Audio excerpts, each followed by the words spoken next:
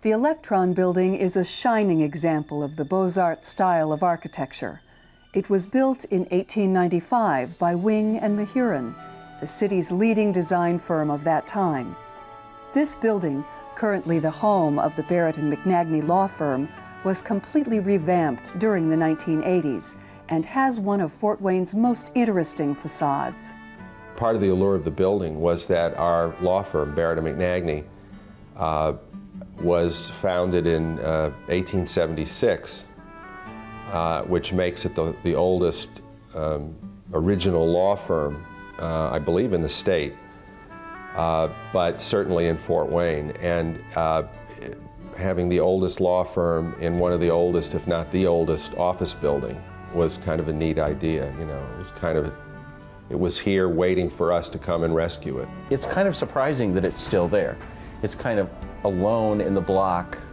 It's the last one of its generation there. So it certainly points to the affluence that Fort Wayne had at one point in its history and the importance that people gave to commercial kinds of structure. The McDonald and Taylor Fireproof Building. Okay, this is how it's written up in the promotional brochure of Wing and Mahurin, the local architects who designed it, that they published in 1886.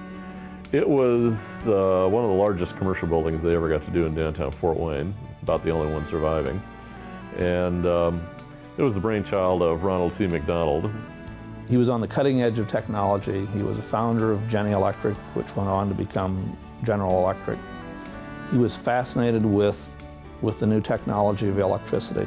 He was fascinated with new construction techniques, and he built a building that really embodied all of those things.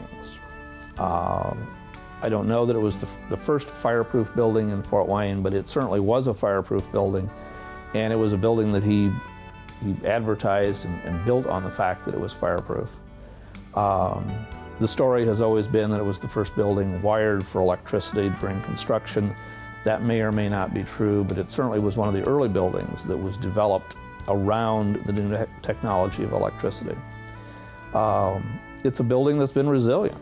The trim, the finish was very elegant. It really, I believe, I'm not an architect, but I believe it was the first all steel framed cast iron column building that was built downtown. The quality of the steelwork when we stripped everything out before we reconstructed, the steel looked just like the day it was put in. It was still beautifully painted.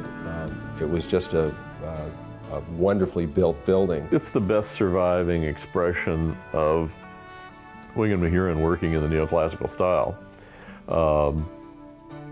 It's got a facade that's organized as a gigantic order of columns. Lots of just abundant decorative detail, lots of festoons of wreathwork and things like this. Mr. McDonald, in terms of being able to show off the ability to use electricity and everything else, made this large commercial building and very proudly proclaimed it the Electron Building, which it's fun when you look at it today. It's like, here we are, turn of the century, talking about electrons. When you walked out the front door of that building in 1900, you would have seen the federal courthouse across the street. You would have looked to your left and you would have seen the City Hall. You would have seen the Majestic Theater. If you looked straight ahead over the federal courthouse, you would have seen 2 or 3 churches. And to your right would have been a whole row of 2- and 3-story commercial buildings. All of those are gone today. And the Electron Building was a building designed to not only fit into that kind of context, but also to stand out from it. The original drawings of this building were found stored in an old office upstairs when it was renovated in the mid-1980s. And turns out that the building has been the temporary home of a number of things. When the county courthouse was being built between 1895 and 1902, the McDonald and Taylor building was the temporary courthouse. Among the drawings Wing and Mahurin did for this was a series of plans showing how the various upstairs spaces would be adapted for the offices of the major public officials, major county offices, and the courtrooms, for instance. And then still later, when the Carnegie Library was being built, where the main library is located still, there had been an earlier library building on that site. So in order for the library to vacate the site, they moved into the McDonald and Taylor building.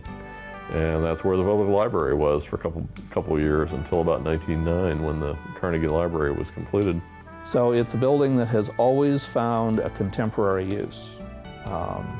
It was a building like the Lincoln Tower that new technology allowed to be built. It was a commercial success because, again, because of things like the elevator, which we take for granted today. Suddenly the top floor of the building was just as rentable as the first floor.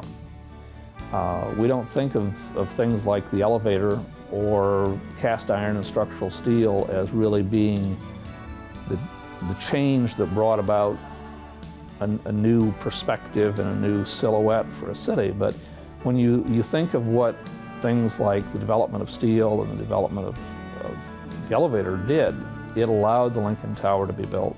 It allowed the Electron building to be built. And it really, those buildings embodied all of that new technology. The Electron building has undergone many adaptive changes since its construction and remains a unique contribution to Fort Wayne's downtown landscape.